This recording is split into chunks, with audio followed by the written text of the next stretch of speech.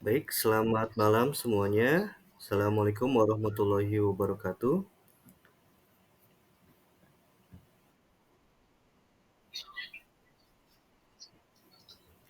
Nah, apa kabar teman-teman mahasiswa semuanya? Sehat semua ya?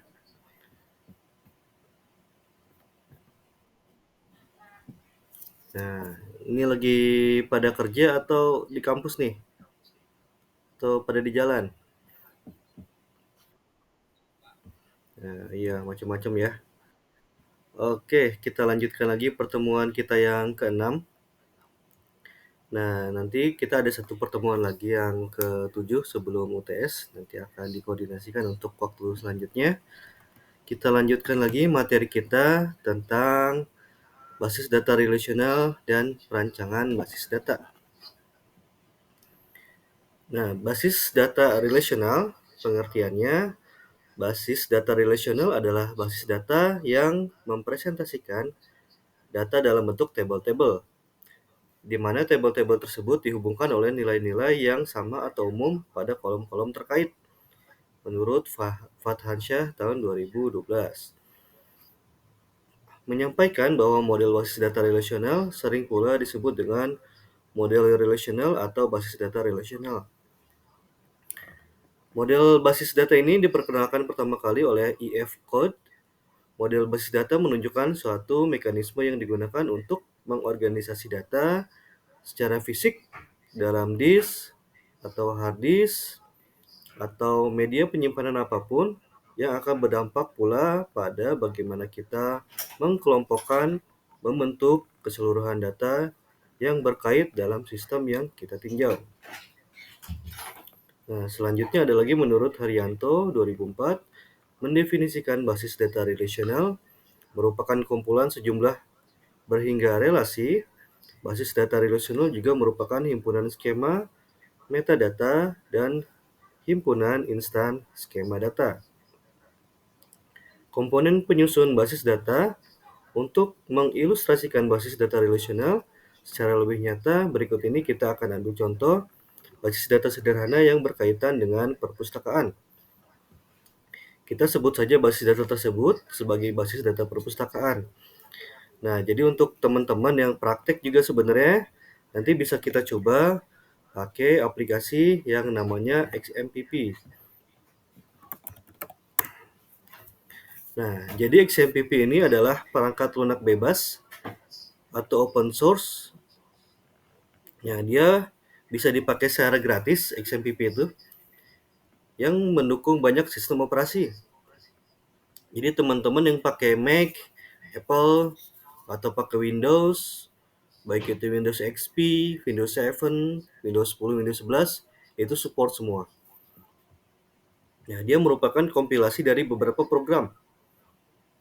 Fungsinya adalah sebagai server yang berdiri sendiri, yang terdiri atas program Apache, HTTP Server, MySQL Server Database, dan penerjemah bahasa yang ditulis dengan bahasa pemrograman PHP dan Perl.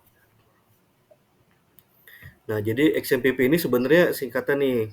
X-nya itu cross atau bisa saling silang antara sistem operasi. A-nya itu Apache yang tadi, M-nya itu MySQL, dan PP-nya itu belakang PHP dan Perl. Gitu. Jadi ada artinya ya. Nah, untuk teman-teman juga nanti bisa download juga XMPP.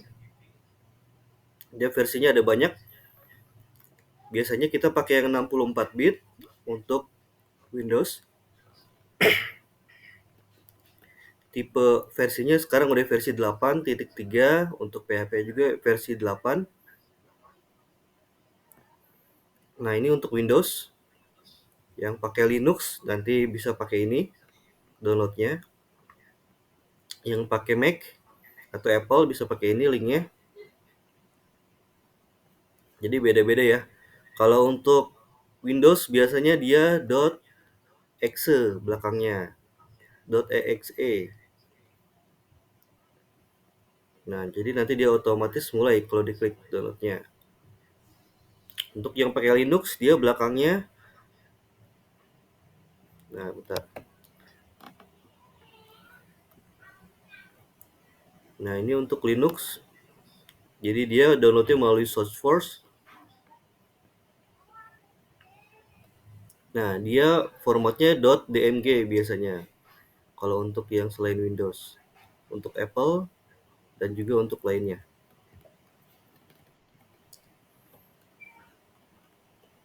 Nah, jadi basis data perpustakaan itu bisa kita buat via XMPP nantinya.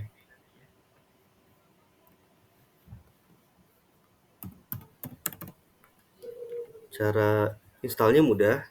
Jadi tinggal diinstal saja, next saja langsung. Nah, jadi nanti secara kontrol panelnya dia seperti ini tampilan depannya. Nah, ini kebetulan sudah saya install XMPP-nya satu di laptop ini. Tinggal di-download tadi, terus klik next saja. Secara default sudah cukup. Nah, dia ada banyak nih. Nah, nanti kita cukup pakai yang Apache dan SQL-nya saja.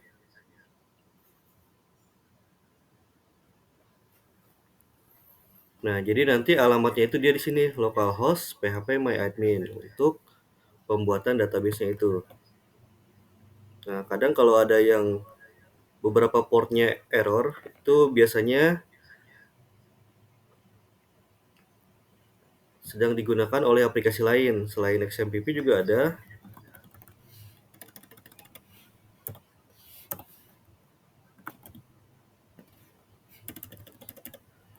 Nah, selain XMPP ada banyak software untuk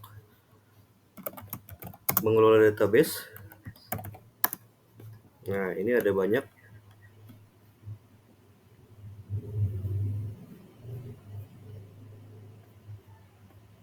Ada Nginx. Nah, kalau kalian sering nemu server yang tulisannya kayak gini, ini bacanya Ngin atau Nginx. Nah, terus juga IIS, Lightspeed, ada Apache-nya sendiri, ada like TPD, KD Web Server, ada Sun Java System Web Server juga. Oke, kita lanjut lagi. Jadi nanti kita membuat database perpustakaan. Ya. Oh iya, sorry. Oke, sudah masuk ya. Iya. Nah, basis data perpustakaan terdiri dari 4 tabel, yaitu tabel anggota, tabel buku, dan tabel peminjaman, dan tabel pengembalian. Nah, ini biasanya kita analisis nih. Jadi, yang terdapat di perpustakaan itu biasanya apa saja? Nah, perpustakaan itu kan pasti ada yang namanya anggota ya. Pasti selalu ada anggota. Terus selanjutnya anggotanya ngapain aja? Anggotanya dia meminjam buku, makanya dibuat tabel buku. Terus melakukan kegiatan apa saja? Melakukan peminjaman dan pengembalian gitu. Nah, jadi secara umum dapat dilihat untuk tabel perpustakaan database-nya seperti ini. Jadi database-nya atau DBMS-nya dia dalamnya itu terdiri dari 4 tabel yang tadi. Nah, nanti dikelola bisa pakai komputer, bisa pakai handphone. Nah, semuanya bisa tersinkronasi dalam database management system. Nah, kemudian kita misalkan cek lagi database perpustakaan. Nah, itu tadi salah satu gambarnya. Contoh yang lain juga ada banyak. Nah, ada yang pakai petugas, ada yang pakai anggota. Nah, pengembaliannya di dalamnya ada yang tipe ID-nya integer, ada yang modelnya sudah pakai denda. Nah, jadi database itu bisa berkembang dan banyak ya. Dan bisa terus ditambahkan komponen-komponennya. Misalkan di masa depan nanti untuk peminjaman buku bisa scan via Shopee. Nah, itu bisa juga. Jadi penyewaan bukunya bisa melalui uang elektronik juga bisa seperti itu. Nah, terus selanjutnya ada tabel anggota. Nah, anggota itu bisa kita kasih kode seperti ini contohnya. Dia ada A, ada 1 sampai 3. Nah, namanya Surya, Fitri, Syahrul seperti ini. Nah, jadi anggotanya itu bisa ada banyak, namanya ditaruh di sebelahnya. Nah, untuk tabel buku nanti kita membuatnya seperti ini.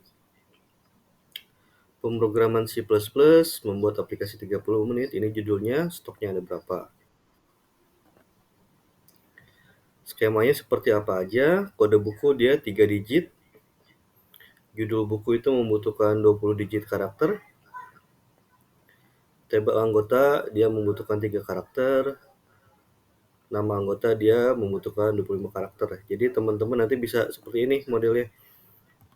Nah, untuk contoh yang tadi, nah ini juga untuk realnya, misalkan petugas dia varchar 45 karakter atau variabel karakter. Passwordnya dia 45 karakter juga.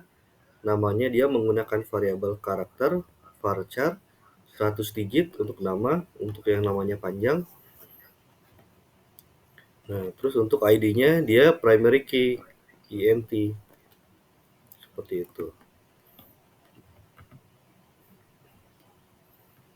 Nah, komponen-komponennya itu adalah sebagai berikut. Table, memiliki nama dan terdiri atas baris dan kolom. Tabel pada suatu basis data tidak boleh memiliki nama yang sama atau unik. Nah, tabelnya dia ya. Tabel disebut juga dengan relation atau file. Pada tempat di atas terdiri dari 4 tabel, yaitu tabel anggota, tabel buku, peminjaman, dan pengembalian. Nah, ini karakteristiknya menurut Raja Mudin ada sebagai berikut. Nama relasi yang digunakan dalam suatu basis data haruslah berbeda dengan lainnya. Masing-masing atribut suatu relasi terdiri dari simple atribut dan bernilai tunggal. Masing-masing atribut dalam suatu relasi memiliki nama yang unik atau berbeda dengan lainnya. Semua nilai dari suatu atribut haruslah berasal dari domain yang sama. Tidak ada data yang berganda atau redundant. Tupel-tupel boleh tidak berurutan. Atribut tidak perlu berurutan. Semua elemen pada satu kolom tertentu dalam relasi yang sama harus mempunyai jenis yang sama. Nah, selanjutnya ada kolom atau atribut. Kolom memiliki nama. Kolom yang terdapat dalam suatu tabel tidak boleh memiliki nama yang sama. Urutan nama boleh sembarang dan tidak mempengaruhi makna dari tabel. Nama lain kolom adalah field atau atribut. Pada gambar di atas contoh kolom pada tabel buku yaitu kode buku dan judul buku. Selanjutnya ada baris atau tuple. Berisikan data dari sebuah objek. Baris pada sebuah tabel harus unik. Selanjutnya ada domain. Domain adalah sekumpulan nilai-nilai yang dapat disimpan pada satu atau lebih kolom. Nah, selanjutnya ada relational key. Adalah identifikasi suatu atau kelompok yang nilainya dapat membedakan secara unik tuple-tuple tersebut atau baris-baris tersebut. Menyimpan bahwa key adalah elemen record yang dipakai untuk menemukan record tersebut pada waktu akses, atau bisa juga digunakan untuk mengidentifikasi suatu entity atau record suatu baris. Nah, yang tadi jika dijadikan table dan sudah diisi seperti ini, kode anggotanya A, A-nya itu misalkan anggota 01, 02, 03 sampai 99 misalkan. Terus pengembalian adalah KM, misalkan kode kembali 01 dan selanjutnya. Kode pinjam PJ 01 sampai 99 misalkan. Table buku B, depannya buku misalkan. Terus 01 sampai seterusnya ke bawah. Nah, ini judulnya ada banyak. Stoknya juga ada berapa. Kode pinjam atau PJ. Nah, tadi kita sudah tuliskan di sini. Jadi dia ada relationnya, nanti akan dipakai di sini. tanggal pinjam, kode buku, kode anggota, jumlah, dan tanggal kembali. Nah, menurut Pak Levy 2013 terdapat 5 relational key sebagai berikut. Yang pertama, super key adalah suatu atau kelompok kolom yang nilainya secara unik membedakan tapel-tapel pada suatu tabel. Pada gambar di atas, masing-masing tabel terdapat lebih dari satu super key, yaitu tabel anggota, ada kode anggota dan nama anggota, tabel buku, kode buku, judul, dan stok buku, tabel peminjaman, kode pinjam, tanggal pinjam, kode buku, kode anggota, dan juga terakhir ada tabel pengembalian.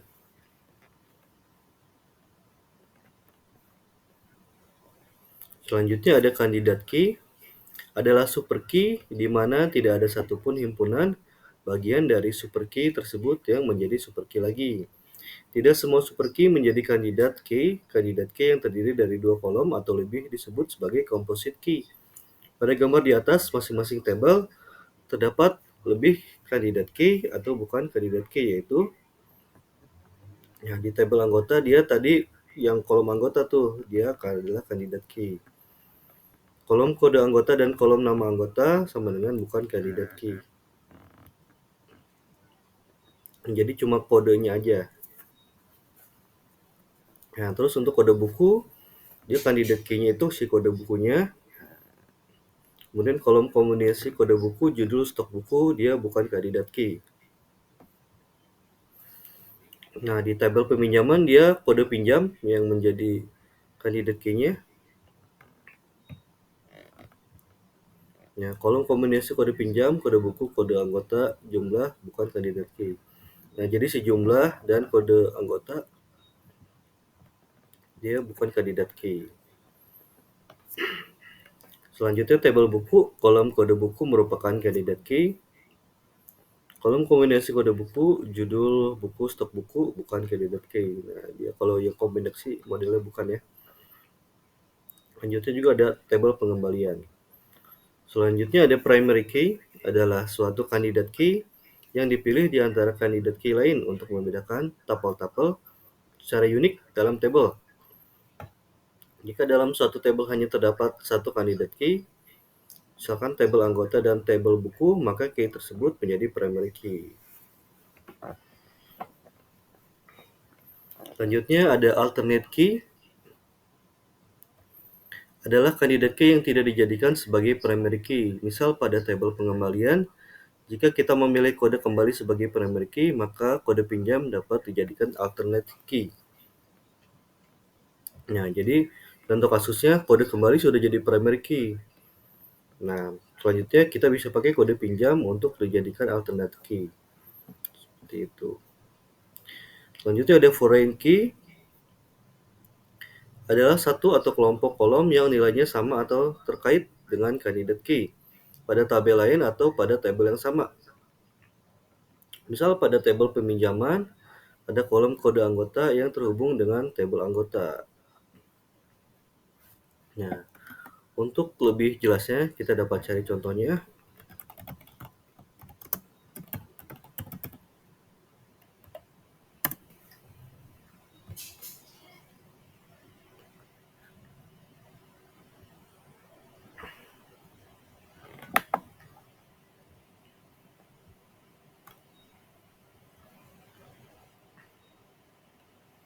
Nah, ini misalkan ada yang ada gambar kuncinya, dia biasa disebut primary key. Terus ada foreign key itu yang bawahnya. Jadi dia key dari table database yang lainnya.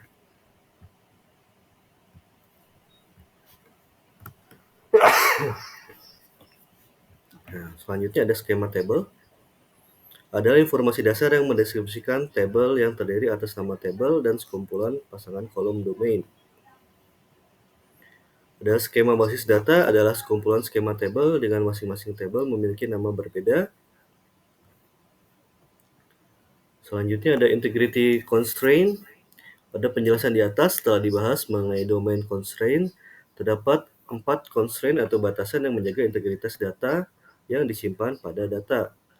Nah, selanjutnya ada null. Kalau kalian sering dengar null, adalah nilai pada suatu kolom tapel masih belum diketahui atau unknown.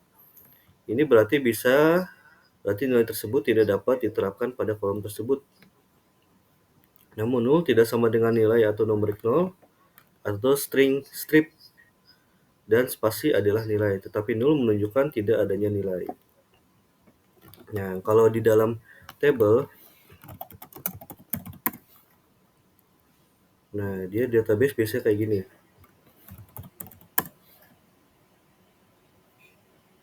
Jadi dia bisa diklik si nolnya itu. Bisa di checklist nol itu artinya boleh dikosongkan atau tidak ketika dikliknya itu. Selanjutnya ada entity integrity, adalah batasan atau aturan yang menyatakan bahwa kolom-kolom primary key tidak boleh menyimpan. Seperti dijelaskan sebelumnya, primary key digunakan untuk mendefinisikan secara unik sebuah tuple. Selanjutnya ada referential integrity, adalah batasan yang menyatakan jika suatu table memiliki kolom foreign key, maka nilai pada foreign key tersebut harus sesuai dengan kolom candidate key. Dan jika tidak demikian, maka foreign key dapat dituliskan null atau kosong. Dua keadaan penulisan null tidak perlu dilakukan. Untuk satu, pada saat kolom tersebut diberikan batasan tidak boleh diberikan null. Dua, pada saat kolom tersebut juga merupakan bagian dari primary key. Selanjutnya ada general constraint, adalah batasan atau aturan tambahan yang diterapkan oleh pemakai atau administrator basis data sesuai dengan aturan atau batasan yang ada pada satu organisasi. Peminjaman buku tidak diizinkan jika stok buku hanya satu, atau jika anggota masih memiliki buku yang belum dikembalikan, maka tidak boleh diperbolehkan untuk meminjam kembali. Jadi ini adalah aturan-aturan yang bisa kita tambahkan dalam suatu database, general constraint sebutannya. Nah, perancangan basis data, proses pembangunan basis data terdiri dari dua tahapan utama, yaitu kita analisis dan rancang dulu.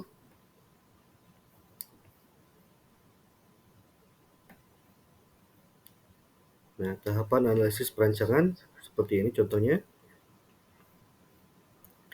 Tahapan analisis dan perancangan dibagi menjadi tiga, yaitu perancangan basis data secara konsep, merupakan proses pembuatan data model dan tidak bergantung pada seluruh aspek fisik basis data. Perancangan basis data secara logik merupakan proses pembuatan data model berdasarkan data model tertentu, tetapi tidak bergantung pada DBMS. Yang ketiga, perancangan basis data secara fisik merupakan proses pembuatan deskripsi implementasi basis data pada media penyimpanan sekunder. Nah, selanjutnya ada tahap implementasi. Tahapan ini mengimplementasikan rancangan basis data yang telah dibuat. Nah, selanjutnya ada studi kasus. Nah, contohnya ada sebuah perpustakaan umum yang anggotanya pelajar, mahasiswa, dan masyarakat. Nah, terus kemudian berlokasi di Jakarta. Nah, selanjutnya dia sebelumnya masih tradisional. Prosesnya, setiap calon anggota menjadi anggota harus mengisi formulir dengan biaya administrasi 10.000. Maksimal buku yang dipinjam 3, masa peminjaman maksimal 7 hari. Jika ada keterlambatan, maka akan ada denda. Jika pengembalian telat, maka kena denda 500. Jika rusak, ada biaya revisi buku. Kemudian jika hilang, ada biaya penggantian seharga buku tersebut. Nah, jadi itu contohnya. Ini adalah soal. Jadi kita bisa ambil referensi beberapa kayak model tadi.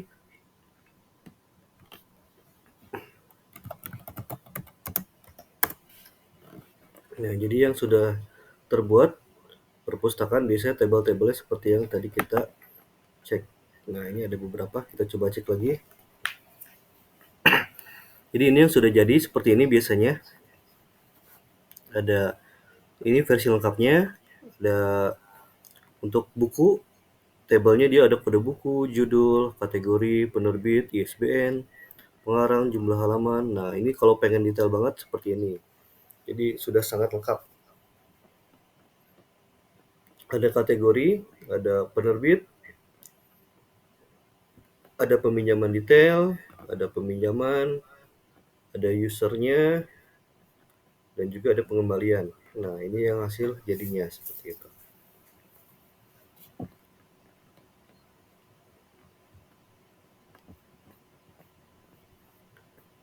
Nah, untuk ini nanti mungkin akan saya upload di LMS untuk jadi latihan atau tugas teman-teman perancangan database.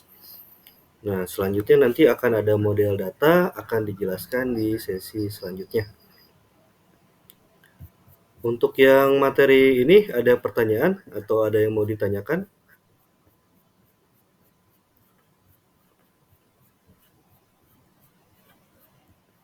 Nah, jadi dia tentang basis data relasional.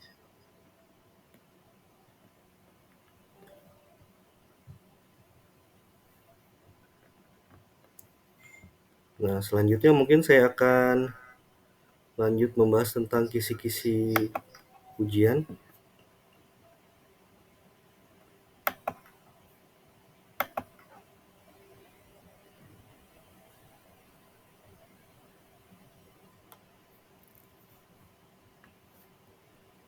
Nah, untuk materi, nanti saya coba stop share screen dulu ya. Ada yang mau ditanyakan untuk materi sebelumnya?